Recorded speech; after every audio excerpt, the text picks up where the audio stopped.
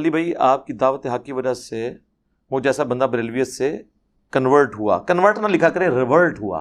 آپ پیدا جب ہوئے تھے نا اس وقت آپ بریلوی نہیں تھے، اس وقت آپ صرف سادے مسلمان تھے. آپ کے ماں باپ اور آپ کا معاشرہ آپ کو بریلوی بناتا ہے. آپ بریلوی اس لیے ہوتے ہیں کہ آپ کے محلے کی مسجد میں میلاد ہوتا ہے بچپن میں. آپ دیوبندی اس لیے ہوتے ہیں کہ آپ کے محلے کی مسجد دیوبندیوں کی ہوتی ہے. جی بڑی تحقیق کی تھی، کھیت مٹی تو تحقیق کی تھی، تحقیق ایسی کہ تیرا ابا جڑا تبلیغی جماعت جانتا سی تو دیوبندی ہے. ہاں بہت کم لوگ ہیں اور تحقیق کر کے بھی پھر ایک جگہ رک جاندے نے، اگے نہیں ٹرتے، اکھاں بند کر لیندے نے. بھئی ایک بریلوی نے تحقیق کر کے دیوبندی ہوا ہے تو اب وہی کہانی ہے، جب وہ فضائل اعمال میں بیٹھی بھی سنتا ہے تو اس کی عقل نہیں کام کرتی کہ انہی کہانیوں کو جیسے میں نے بریلویت چھوڑی تھی تو ایک تالاب سے دوسرے میں چھلانگ مار دی ہے، یہ تو بھی باہر نکلا.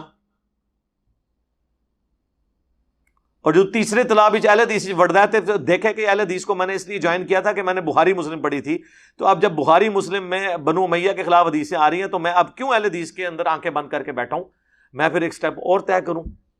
اہل حدیث کے بعد تو پھر بندہ پکا مسلم ہی ہوتا ہے.